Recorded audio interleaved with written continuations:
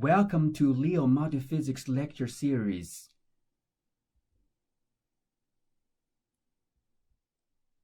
This is the first part of the introduction to multiphysics. We will see the history and the future of multiphysics and try to find out what is multiphysics. In other words, we will take a look at some examples of multiphysics to understand the existence and the development of multiphysics. Based on these examples, we will try to settle down the definition, elements, and classification of multiphysics. The first note that I want to share with everybody is that multiphysics is neither new nor mature. This is very significant when we are trying to understand the history and future of multiphysics. To get a better understanding of this statement, let's take a look at 4 very typical and famous multiphysics examples. Everybody should know the example shown in this figure, right? So what's it? Yes, it is the Tower of Pisa in Italy. It is famous partially because it's tilted. Have you ever thought about the reason of the tilting? In fact, the tilt boils down to a very typical multiphysical process, which is called consolidation. Consolidation is a coupled process occurring in soil. That is, the soil will deform as water is squeezed out of it. This is similar to what happens when you push a wet sponge. You shrink the sponge while forcing the water in it to move out. But soils usually have much smaller pores than a sponge. As a result, the consolidation process is much slower than the processes that you observe on the sponge. In the sponge, that can happen within seconds, but for soil, especially soils with fine particles and small pores such as clays, the consolidation process can take decades to centuries. Under the Tower of Pisa, we happen to have fine-grained soils, which require centuries to complete the consolidation process. What is worse is that the soils below the tower, they have different consolidation properties, leading to something called differential consolidation. When one side of the soil consolidates faster, then more sediment can be produced on that side, leading to a tilted tower.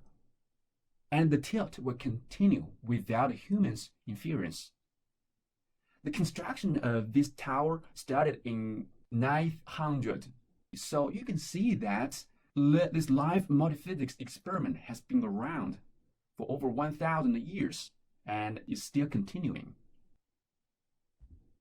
In summary, we have soil deformation and pore water movement, which coupled in this process, causing the tilting of the Tower of Pisa.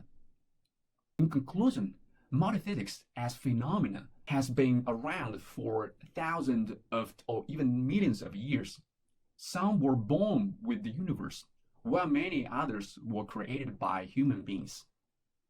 But does multiphysics only refer to multiphysics phenomena? What if someone asks you, are you conducting or learning multiphysics? In that sense, multiphysics seems to be the studies of multiphysics instead of multiphysics phenomena, right? Therefore, multiphysics can also refer to both multiphysics phenomena and multiphysics studies. We just went through some multiphysics phenomena. Now, let's take a look at multiphysics studies. We can roughly group multiphysics studies into 2 categories: theories and applications. Theories can be further divided into physics and mathematics, though they are usually very closely related and even hard to separate in some cases. For applications, we have implementation, and here we have another application. So it's better to call it field application. So here the application emphasizes the development of tools to apply theories, while field applications focuses more on problem solving in the field. So let's add field here to differentiate the 2 applications. They have different focuses because we take the implementation out. So we are still looking at the history. Let's check the studies of multiphysics theories in the history. Most of the multiphysics theories have been studied for quite a long time, for somewhere from decades to many centuries.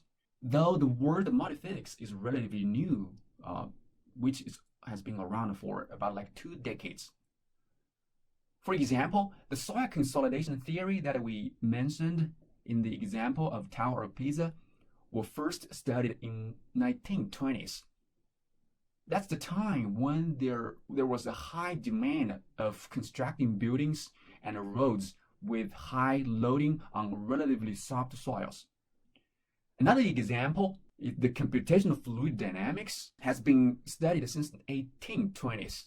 But the concept of it in early days is much different from what we are doing now. The effort was mostly directed to the theories instead of the implementations. Some theories could trace back to a much earlier time. Taking the electromagnetics theory, for example, the study on the theories represented by the establishment of Maxwell equations were carried out as early as 1750s. Therefore, multiphysics as complicated or compound physics has been studied for centuries or decades. And we need to separate the word multiphysics from the things that can be counted as multiphysics. The application, especially the implementation of multiphysics, is a much different story. Here, implementation means the development of various techniques for obtaining a solution to the problem modeled using a multiphysics theory. In old days, such implementations mostly resorted to analytical solutions, which is handy for simple problems, but the situation gets more complicated, such as those with complicated geometries, material properties, and boundary conditions. Then it could be impossible to find an analytical solution. Due to this reason, some people resort to numerical analysis, which aims to approach the true solution gradually by playing with numbers instead of symbolic equations for describing the physical processes or fields. The modern implementation of multiphysics is predominated by a subcategory of numerical analysis, that is, the numerical simulation. Numerical simulation is what you typically see when people use tools such as finite element analysis to simulate a problem on computers. They boil down to the use of a finite number of discrete points in an area of interest to represent the whole area. This is because unlike the theories consisting of symbolic equations, whereby we can get a solution as a value in every infinitesimal point in the area, computers can only take care of a finite number of numeric values, which correspond to a finite number of points in space or time. As shown in this figure, the colors and arrows provide different ways to show the values of the solution at different points and time. The colors give the pressure values, while the arrows show the movement of the velocities. And the arrows or velocity is determined by the pressure values between neighboring points. You may have one question. Say the color plot looks continuous. Then you may ask, why did you say it is discrete or numerical?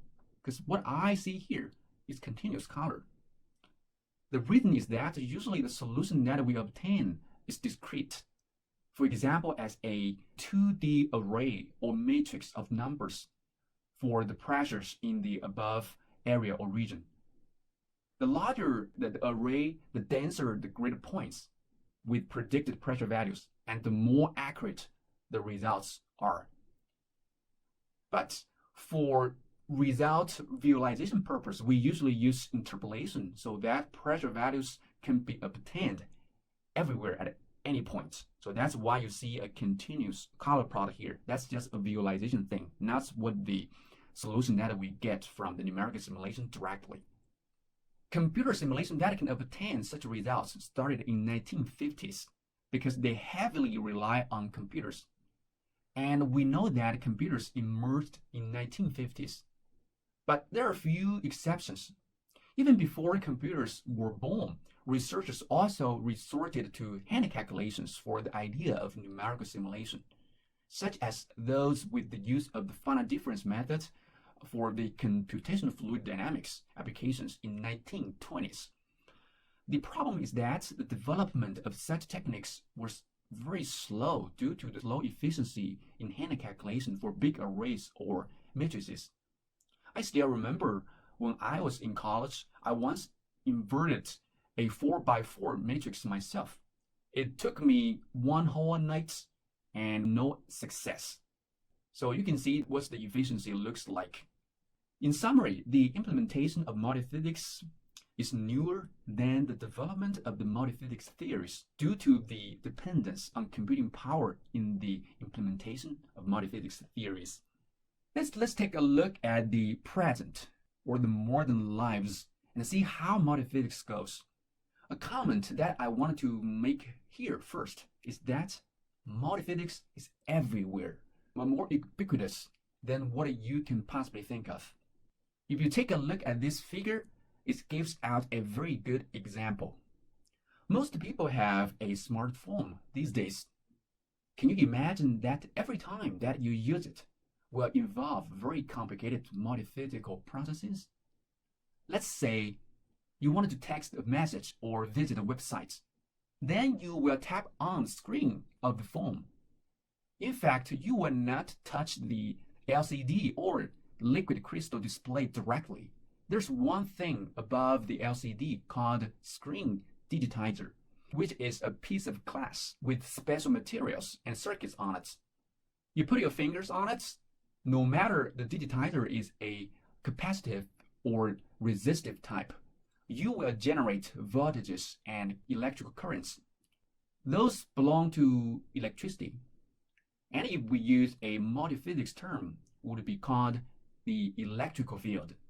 These electrical currents need to use the power generated by the battery, in which chemical reactions are happening to convert chemical energy into electrical energy. In fact, we can generate the currents by touching the digitizer because we disturb or deform the digitizer in some way. And that causes changes in the capacity or resistivity. This is achieved via mechanical contact. Finally, your cell phone interprets your input from the digitizer, either a command to send out a message or a command to visit a website. And that command piece of information will be sent out. Such information will be transmitted out as signals. But what are signals? No matter whether we are using Wi-Fi, 4G or 5G network, we all employ electromagnetics because these different network techniques use electromagnetic waves with different frequency ranges. So you can see that in such a daily and common example, we will need to involve electrical, mechanical, chemical, electromagnetics fields. Let's give out the word field here first. I will explain more in a later slide. What else? Can you think of another example? You can think about the essential needs of human beings, such as wearing clothes, eating foods, living in a house, traveling from place to place. For wearing clothes, what types of multiphysics we can expect? First, of course, mechanics, right? It requires mechanical movement to put on, for example, a coat. And that coat will deform to fit to your body. One major purpose of wearing clothes is to keep ourselves warm, though it may not be the case anymore in many other scenarios. To stay warm, we want to utilize heat transfer so that we can block the heat from escaping from our body. Any other obvious physics in that process? All of you should have experienced tribal electricity on the clothes before, right? Especially on dry days and with fabrics such as fibers. You can see sparks in a dark room when taking off a sweater. So that is electrical field. In fact, we should also be able to find some other physical processes involved in that process, and we can continue to look for those things. So we can see that the nature is born with multiphysics. It's really hard to find a phenomenon in nature with only one type of physics. But in many cases, one type of physics or physical field will be much more obvious than the others, or one type is of primary interest. In that case, we may analyze or predict the associated process by only considering that one type of physics. Accordingly, we can treat it as a single type of physics.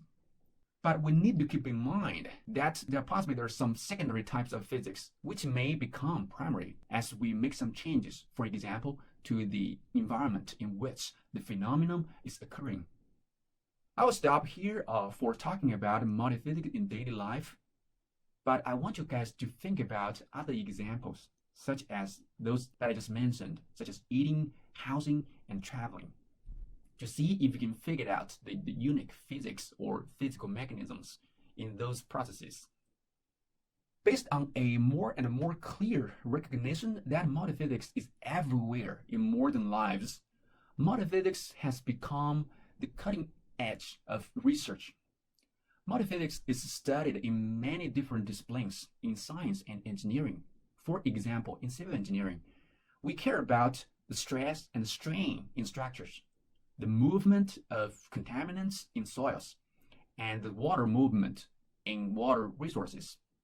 In mechanical engineering, the mechanical behavior of machinery components, such as strength and the heat transfer in engines and batteries, the dynamics of fluids in hydraulic systems, such as pipes, are all of primary interest. The electrical engineering is even more interesting. It's named with electrical as a physics tag. The electromagnetics is a core foundation and topic in the electrical engineering. But I want to point out that multiphysics has been developed beyond a merely research topic. The adoption of multiphysics analysis or simulation has been widely adopted in industry applications, especially in the context of computer-aided analysis and computer-aided design. For example, multiphysics tools such as ANSYS has been applied to the chip package system co-design for semiconductors, electronic cooling for electromagnetic devices, and fluid structure interaction for cooling fans in the automotive thermal management. The relatively low cost, high precision, more details, and better visualization of the processes are some major reasons for the spread of the multiphysics in industry. In addition to research and industry, the relationship between multiphysics and computer science should also be mentioned here. As mentioned, the implementation of multiphysics heavily relies on the computing power. Fortunately, the computing power is multiplying these days due to the higher and higher speed of computing units, higher storage, and the popularization of computer clusters. The growth of the computing power attributed to these innovations follow Moore's law. As shown in the figure, the computing power of the most powerful computer and that ranked number 500 on the list grow exponentially. Here the y-axis is a logarithmic scale, so that's why we say they grow exponentially. And the fast growing computer power enables us to tackle more challenging multiphysics problems and propose more aggressive implementation techniques. Then what about the future? What can we expect to happen for multiphysics? Here I want to point out a few obvious trends. First, the idea of multiphysics is in line with industrial collaboration. That is one of the major reasons why in academia we are more and more emphasizing collaborative research. And because of this need in industry and research, future problems will call for more in-depth collaborations from traditional science and engineering disciplines or sub-areas. We know different disciplines focus on different types of applications grounded on different types of physics. Therefore, the required collaboration will promote and also necessitate the use and development of multiphysics. Second, as computer simulation continues to infiltrate into industry practices, multiphysics as a more comprehensive simulation technique will become a more necessary tool to engineers in design, product development, and quality control. For example, in the automotive industry, multiphysics can be employed for traditional testing, such as forces of rotating wheels, environmental stresses, and shock and vibration under the conditions of different geometries, materials, and loading scenarios. Third, multiphysics will continue to benefit from the progress in computer engineering and science. So if you are a multiphysics researcher or developer, you may want to pay attention to the advances in computer engineering and science, because the innovations and breakthroughs in these areas may represent a new direction or a shift of focus in multiphysics. For example, the recent transfer from desktops to portable devices such as cell phones, and the advent of cloud and edge computing, the transition from 4G to 5G, may bring forth opportunities and even inevitable changes to the application and development of multiphysics. So please pay attention to that. We just discussed multiphysics in the history, present, and future. Some examples were given and explained. You may have established some notions of multiphysics. Then let's try to come to a more formal definition of multiphysics. On top of the definition, we will also be looking at the components of multiphysics and the classification of multiphysics. In short, we will try to establish a consistent framework of multiphysics so that we can all talk about multiphysics in a similar or consistent way. For the definition, the word multiphysics itself can give us some hints. It is a compound word consisting of multiple and physics. Multiple is easy to understand. It means equal to or more than 2. What is tricky is the word physics. When I started to learn multiphysics in the college, one professor once told me that, "Hey Leo, be careful with the word multiphysics, because people from physics may not like it. They believe there's only one physics and will not be happy with the use of multiphysics."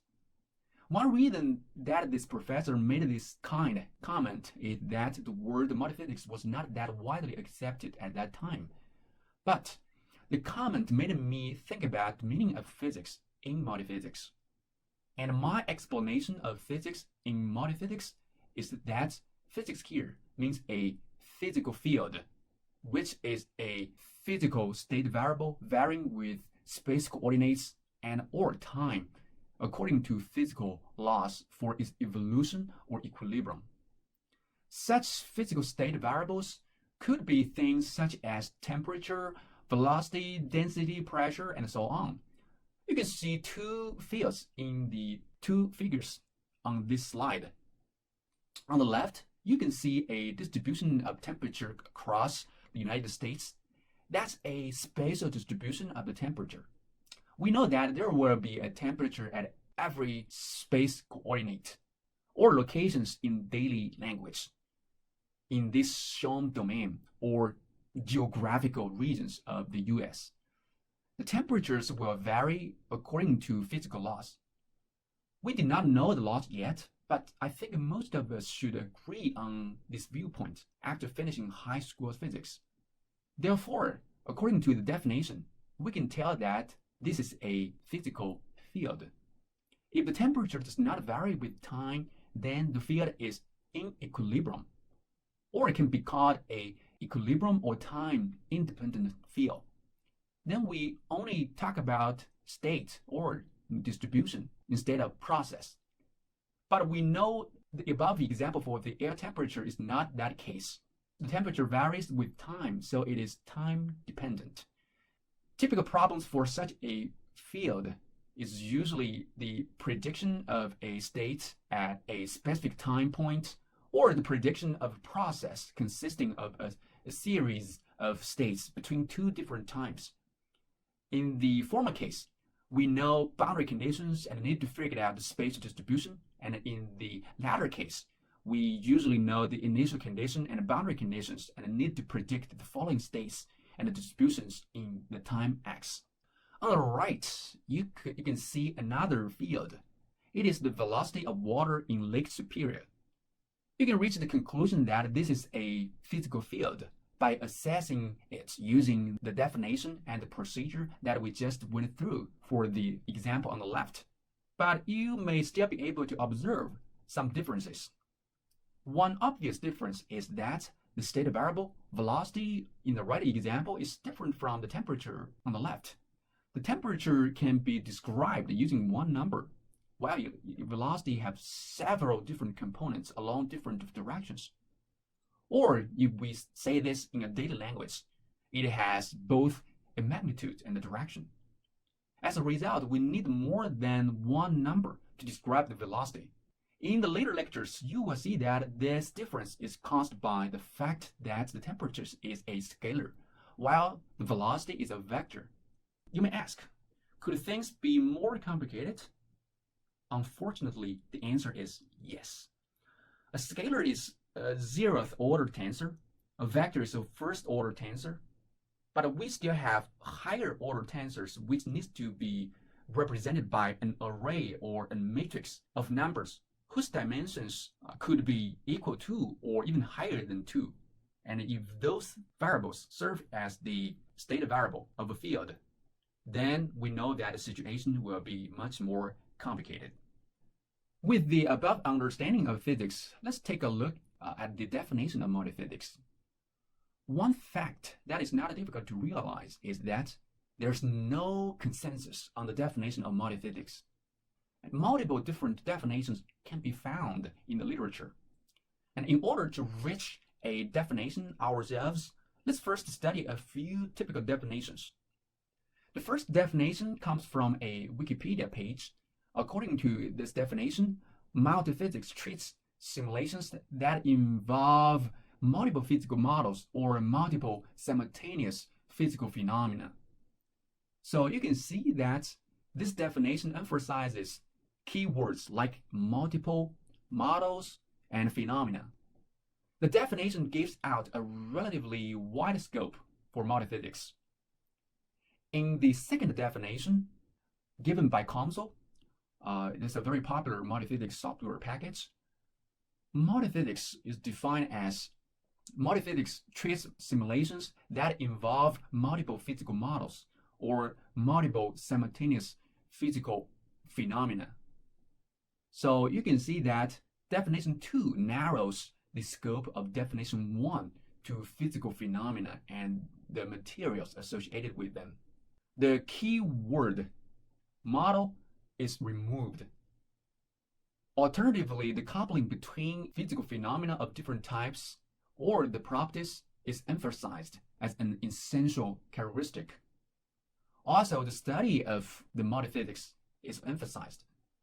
Both definitions 1 and 2 emphasize simulation.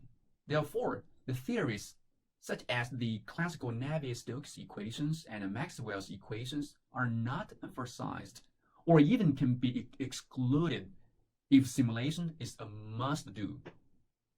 In definition 3, multiphysics is defined using a system perspective. That is, a multiphysics system consists of more than one component governed by its own principle for evolution or equilibrium, typically conservation or constitutive laws. We can see that more than one component governed by physical laws are used as a major criterion. This definition also gives out a pretty wide scope because a component governed by physical laws can be at least much wider than the physical fields that we discussed earlier. In addition, this definition is very close to definition 2, except for that it does not emphasize physical properties. In definition 4, multiphysics is more strictly defined as those processes including closely coupled interactions among separated continuum of physics phenomena, So you can see that physics in the continuum and coupled interactions are emphasized. The keyword continuum will narrow the scope a lot. Also, in this definition, two-way exchange of information between physical fields, which could involve implicit convergence within a time step, is also claimed as an essential feature of multiphysics. Again, there's no right or wrong about the definitions. It's just about different preferences on the scope. But we wanted to lay down a definition in our lectures, which includes most of the phenomena that we will discuss and exclude those that we rarely touch. For this purpose, we first can assess the above four definitions. And based on the assessment, we can extract the following viewpoints. First, the word physical process or physical phenomenon is not that clear and closely related to mathematics.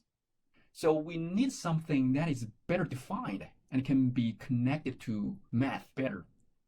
That is actually what we introduced in a previous slide, physical field. As we define, physics in multiphysics means a physical field, which is a physical state variable varying with respect to space and or time according to physical laws for its evolution or equilibrium. You can see that this concept is better defined than physical process or physical phenomenon. And you will also see that the physical field can be perfectly described using mathematics tools such as tensor analysis and partial differential equations in following lectures. Second, the simultaneous occurrence of these physical fields seems to be more a rule than an exception. Though sequential occurrence is also possible, it's far less common.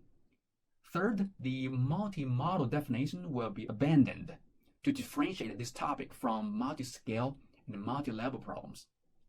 If we adopt model, the scope of multiphysics will be significantly expanded, and we will need to count many things that we rarely discuss in most multiphysics conversations or in our lectures. The last viewpoint is about the use of the word couple. It seems to be more reasonable to keep the word coupled, which gives out the nature of multiphysics. Accordingly, we do not emphasize couplings, which touches more details in multiphysics and emphasizes the techniques for conducting multiphysics, both of which are not necessarily included in the general definition of multiphysics. Based on the four definitions and the viewpoints gained from them, we reach our definition of multiphysics. That is, multiphysics is defined as the coupled processes or systems involving more than one simultaneously occurring physical fields, and also the studies and knowledge about these processes and systems. So you can see that the multi-model definition is abandoned to differentiate this topic from multi-scale and multi-level problems. You can also see that we emphasize coupled and physical fields. The definition actually implicitly indicates the realm of continuum as pointed out in definition 4. Also, the definition concurs with definition 2 on the inclusion of multiphysics studies and knowledge. This is because even many of us don't realize it.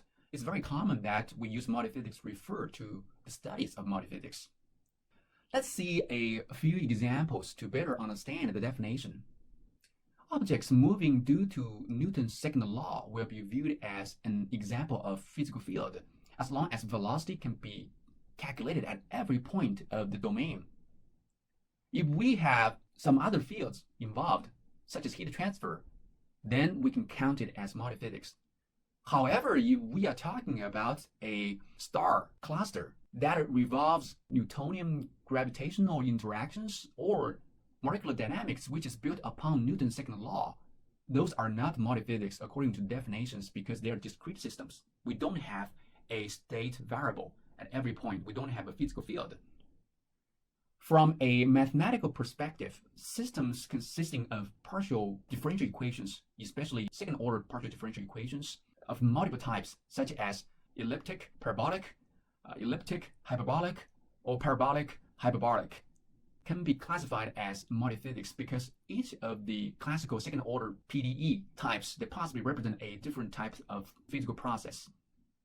Based on the definition, multiscale and multiphysics are therefore two distinct concepts. But they are similar in that both of them consist of a number of sub-models that are combined or coupled. Therefore, both multiphysics and multiscale face the same challenge of coupling these sub-models. It is challenging because the overall model needs to be both accurate enough so that it can scientifically relevant and reproducible, and efficient enough to be conveniently executed by modern computational resources. After definition, let's take a look at the components of multiphysics. If we take a closer look at the literature about multiphysics, you will find papers and books that focus on different facets of multiphysics. Some may be focused on the theories, especially the equation systems.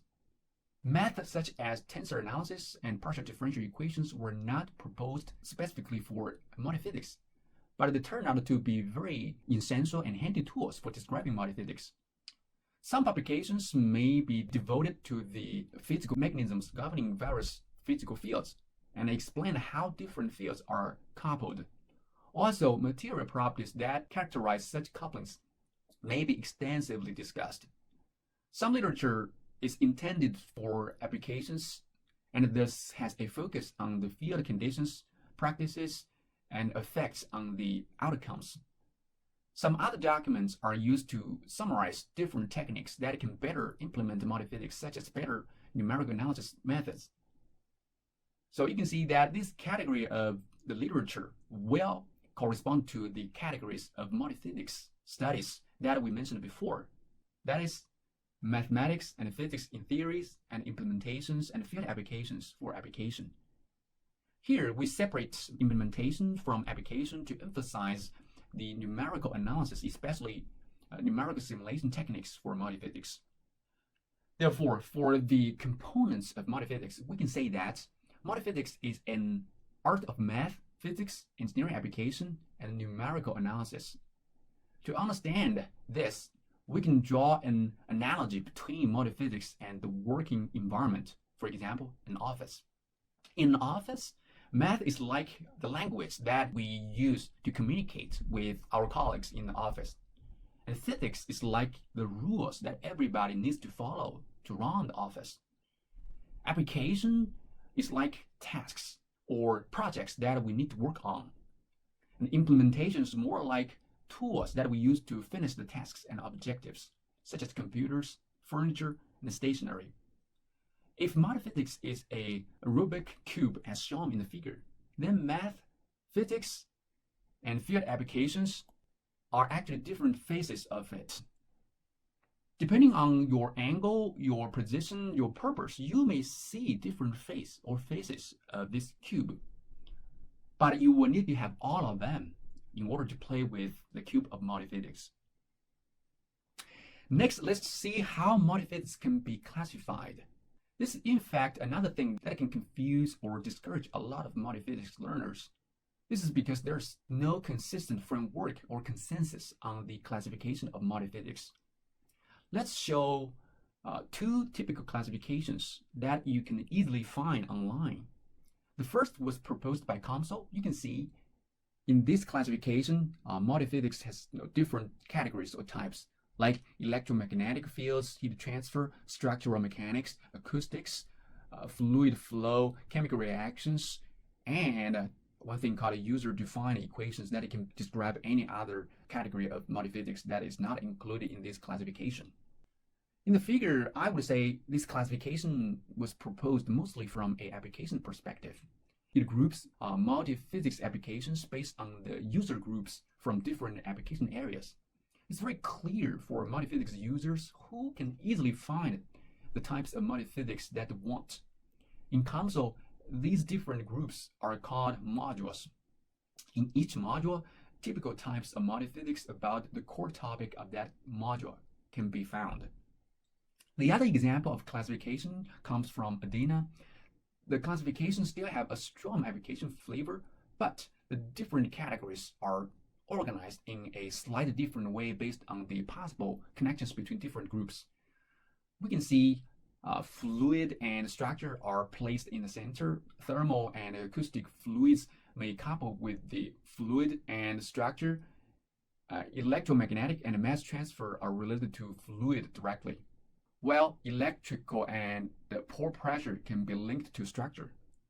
By going through all the above examples, definitions, and classifications, we've seen or mentioned names of common physical fields.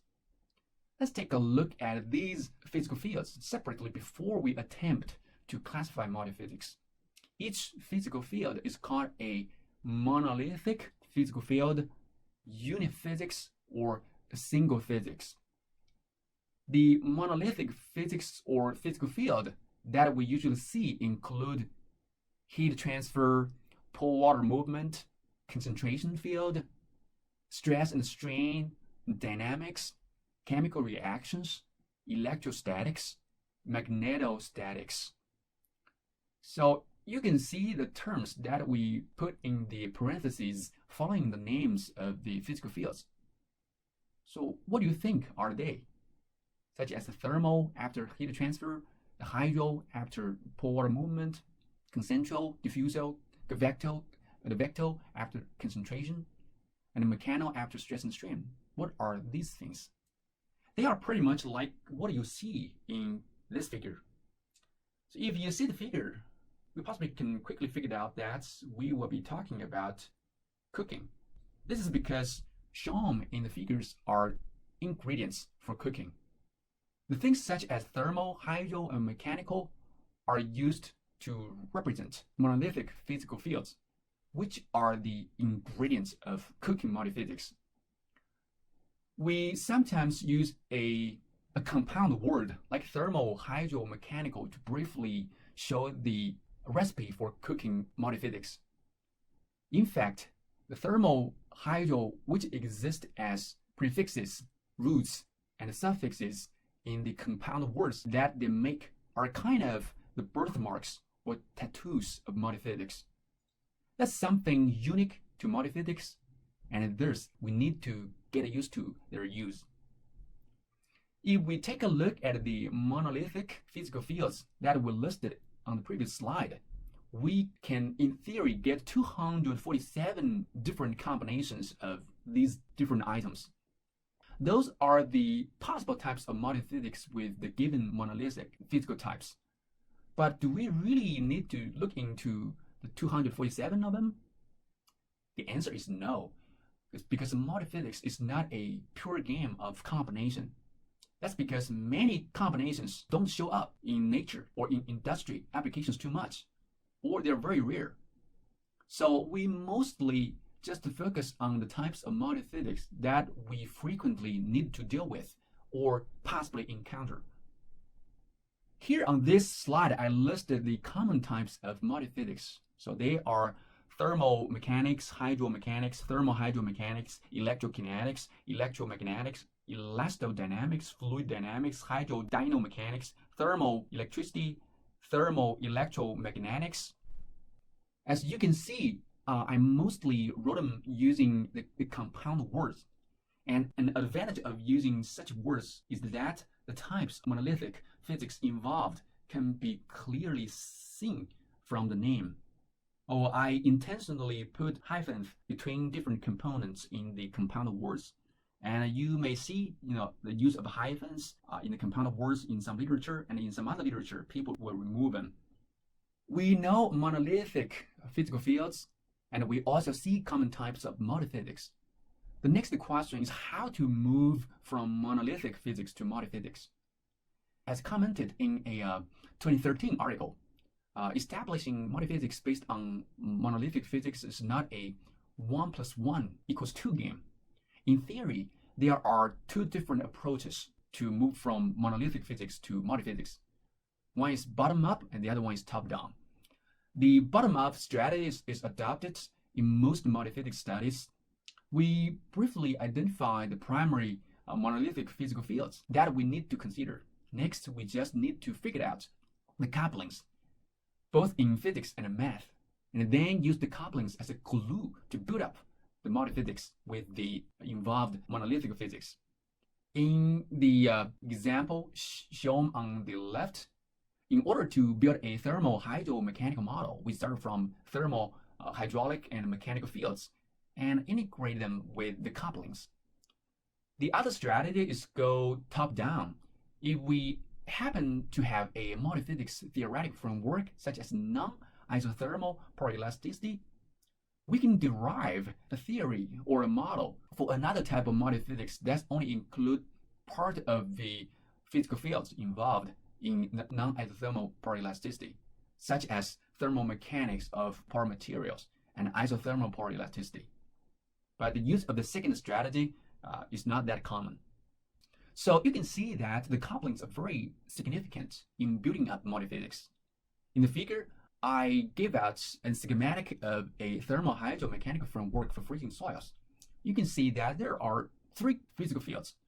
Between any two of them, there are couplings in different directions. That's kind of a two-way coupling. That means two neighboring physical fields may affect each other in different ways. For example, the thermal field can be affected by the hydraulic field in at least two obvious ways. One, the thermal properties can be changed by the phase composition as pool water freezes, and heat can be carried by the moving water. And you can see many other couplings in the schematic. The previous slide discusses the coupling from a physics perspective. For couplings, it's also important to find out how we can effectively implement them from an implementation perspective. That is to say, couplings can mean two different things in multiphysics, though they are related. So couplings could refer to the physical mechanisms determining how two different physical fields influence each other, and also the techniques that we use to realize such influence in the implementation. For the latter, we have different classifications. A common classification is to group couplings into explicit or sequential coupling and implicit or direct coupling. The explicit coupling occurs as illustrated on the left. We have two variables, u1 and ut, as you can see. a1, a2, b1, and b2 represent all the other parameters, which may be functions of u1 and u2, because nonlinearity is more a rule than an exception in multiphysics. Since a1 and b1 are functions of u2 and a2 and b2 are functions of u1, we cannot get u1 and a2 by inverting the equations directly. With the explicit coupling, we can get u1 first with a1 and b1, like this.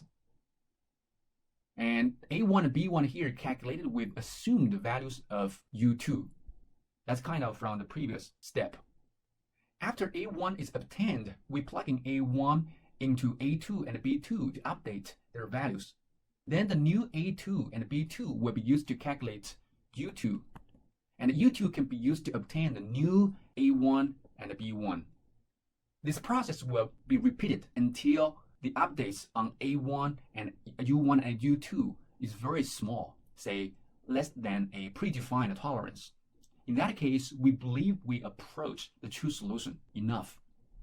We can see that we realize this coupling sequentially. That's why we also call it sequential coupling. For the second type of coupling, we put u1 and u2 together to form a big equation, including everything. So instead of using a iterative procedure that realizes the coupling part by part, we solve the whole big equation directly. That's why it is called direct coupling. But please be aware of that different techniques are available for solving the big equation, and some of them also employ iterations. But such iterations are different from the iterations in the explicit or sequential coupling. Thanks for taking this lecture. I think I'm falling for you.